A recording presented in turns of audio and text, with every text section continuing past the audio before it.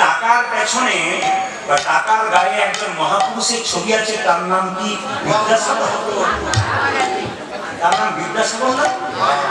আমি যখনই বললাম টাকার পেছনে একজন মহাপুরুষের ছবি আছে বিদ্যাসাগর, উনি দু চারজন মা বলল কার ছবি আছে বলুন, আর কি বলুন?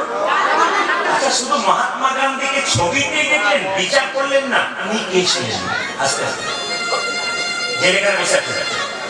আজকে আমার সবচাইতে দুঃখ হয় কি জানেন, বিদেশ থেকে যখন মায়াপুরে কটা চামড়ার লোকগুলো আসে, হরে কৃষ্ণ বলতে পারে না, কি বলে?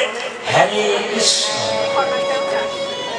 আনন্দের ব্যাপার ওরা বলতে পারে না তবু বলে, আর লজ্জার ব্যাপার আমরা বলতে পারি তবু বলি না। কথাগুলো বিচার করবেন।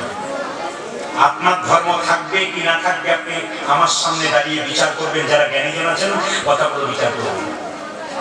এইদিকে মায়েরা, যে টাকার উপরে যাকে দেখতে পাচ্ছেন ছবিটা মহাত্মা গান্ধী, উনি সকালবেলায় ঘুম থেকে উঠে স্নান করে গীতা পড়তেন।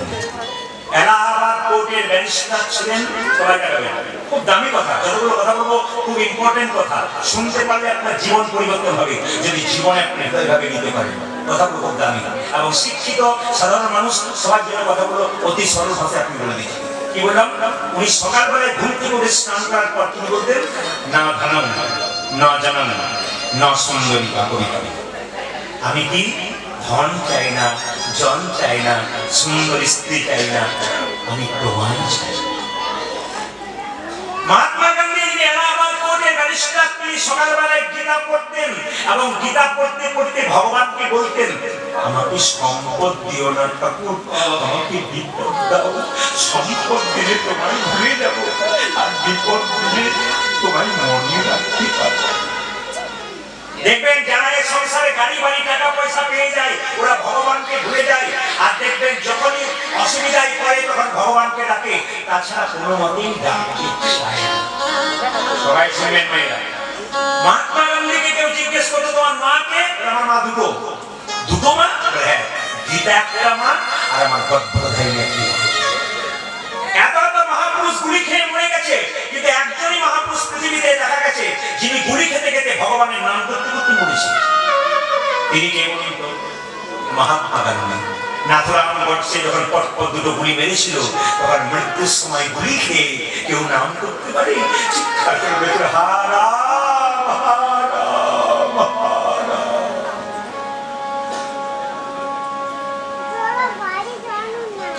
শুনবেন, জীবন পরিবর্তন করবেন। ওরা কি করে গেল, আমরা কি করলাম? একবার সকলে মিলে বৃন্দাবনের প্রেমানন্দ মহারাজ, যার 18 বছর ধরে কিডনি দুটো নাই, রাতে রাতে নাম জপ করছে, ডায়ালিসিস করছে, যেটা বাঁচার কথা নয়, বেঁচে আছে। আপনার সঙ্গে চমকে যাবেন, বিরাট কোহলি যিনি বিশ্ববিখ্যাত ক্রিকেটার, আপনার স্ত্রী অনুষ্কা, শুনে রাখুন, দুজনে গিয়ে আমাদের প্রেমানন্দ মহারাজের চরণে বসতে আছে। যার নাকি দেশে দেশে বাড়ি আছে, টাকার হিসাব নাই, সেই স্বামী স্ত্রীতে প্রেমানন্দ মহারাজের কাছে গিয়ে তুলসীর মালা কণ্ঠে পড়ছে। ওরা কি করলো, আপনি কি করলেন? রাত্রিবেলায় বাড়িতে গিয়ে বিচার করবেন যে ওরা কি করে গেল, কি শিক্ষা দিয়ে গেল, আমরা ছেলে মেয়েদেরকে কি শিক্ষা দিয়ে গেলাম। যদি বিচার বোধ থাকে আপনার, তাহলে বিচার করবেন। না যদি মনে করেন শুনে চলে গেলাম, বাড়ি গিয়ে আবার যেমন তেমন হয়ে গেলাম। হাতি দেখবেন যখন কাদা মাখে তখন দেখবেন জলে গিয়ে স্নান করে দেয়, আবার পারে এসে দিব্যি ধুলোতে গড়াগড়ি দিয়ে দেয়। আমাদের যদি এরকম হয়, এখন আপনি প্রেমের বন্যায় স্নান করছেন, বাড়িতে গিয়ে আবার কাদা মেখে শুয়ে থাকবেন, তাহলে আপনার আবার যেমন তেমন হয়ে যাবে। কিছু শুনে নেবেন, কিছু বিচার করবেন, আপনার কাজ আছে। তুলসীর মালা পড়ছে, অমিতাভ বচ্চন গেছে, কুমার শানু গেছে, সবাই বুঝতে পেরেছে জীবনের শ্রেষ্ঠ ঠিকানা ভগবানের চরণ ছাড়া কিছু হয় না। আমরা বুঝতে পারি না। মায়েরা, যেমন আমাদের আরেকজনকে দেখবেন, কৃষ্ণকে জন্ম দিয়েছিল কে? বলুন, কে জন্ম দিয়েছিল? দেবকী। আচ্ছা আচ্ছা, বড় করেছিল কে? বলুন, যশোদা। কৃষ্ণকে যে জন্ম দিল, যে বড় করলো, কেউ কৃষ্ণ কোলে নিয়ে মরতে পারলো না, একজন কৃষ্ণ কোলে নিয়ে মরেছিল। তার নাম কি বলুন? জোরে বলুন। কৃষ্ণকে যে জন্ম দিল দেবকী, সে কৃষ্ণ কোলে নিয়ে মরতে পারলো না। কৃষ্ণকে যশোমতী লালন পালন করলো, সে কৃষ্ণ কোলে নিয়ে মরতে পারলো না। যে কৃষ্ণের সঙ্গে শত্রুতা করলো, সেই কৃষ্ণ কোলে নিয়ে মরলো। কে? পুতনা। পুতনা যখন স্তনে বিষ মাখিয়ে ছুটে যাচ্ছে, কৃষ্ণ কই, কৃষ্ণ কই, কৃষ্ণ কই, কৃষ্ণ কই, কৃষ্ণ কই, কৃষ্ণ কই, কৃষ্ণকে ধরবো, কৃষ্ণকে ধরবো, কৃষ্ণকে। ভগবান বললেন, যদি প্রেমের আবেগে আমার কাছে কেউ আসে, তাকেও কাছে টেনে নিই, আর যদি কেউ শত্রুতার ভাব নিয়ে আসে, তাকেও কাছে টেনে নিই। দেখুন, পুতনার কাছে গিয়েছিল কৃষ্ণ, আর পুতনা কিন্তু কৃষ্ণের কাছে গেল। মায়ের সবাই খবর না, পুতনা কৃষ্ণকে কোলে নিল, কোলে নেওয়ার সময় কৃষ্ণ কিছু পুতনার দিকে তাকিয়েছে, তকদির বন্ধ করে দিয়েছে।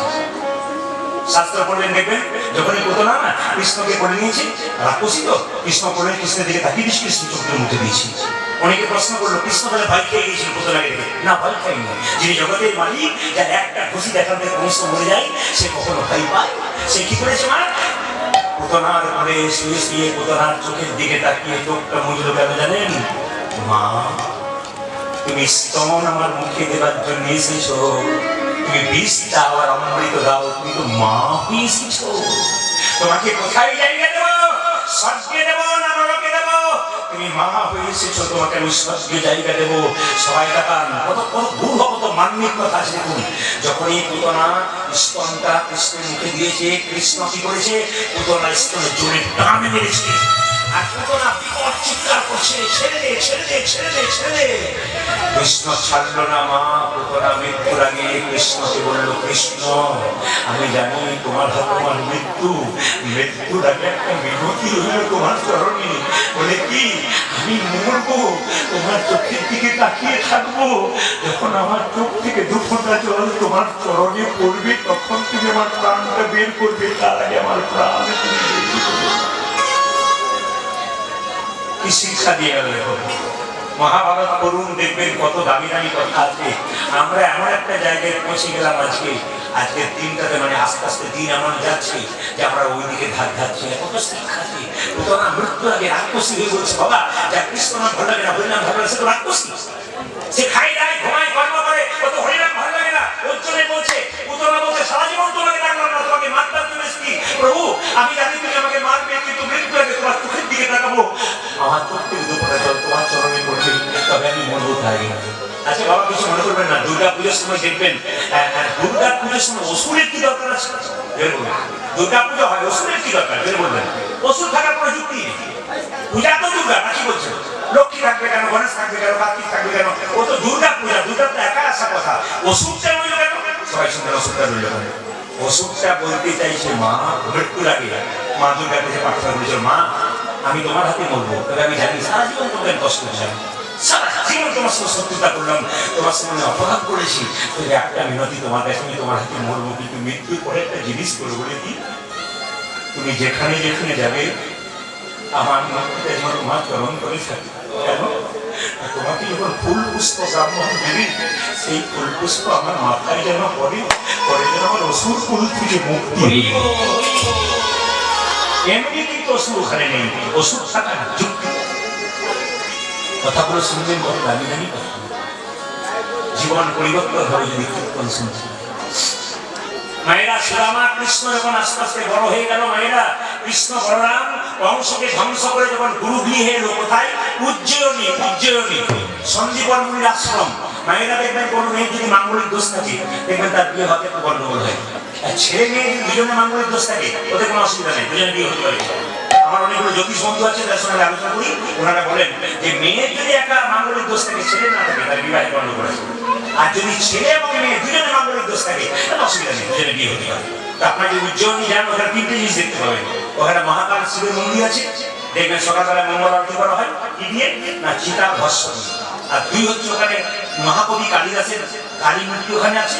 আর 3য় হচ্ছে ওখানে মঙ্গল গ্রহের মন্দির আছে, যাদের মেয়েদের বা ছেলেদের মঙ্গলের দোষ আছে না, মাঙ্গলিক দোষ, তারা ওখানে গিয়ে পুজো দেয় এবং 100% মাঙ্গলিক দোষ কেটে যায়, যদি সন্নিকট মনির উজ্জয়িনীতে হয়ে যেতে পারে। সেই উজ্জয়িনীতে কি করলো সবাই লক্ষ্য করুন, সেই উজ্জয়িনীতে কৃষ্ণ বলরাম দুজনে কোথায় গেছে মা না, সন্দীপন মনির আশ্রমে পড়াশোনা করবার জন্য।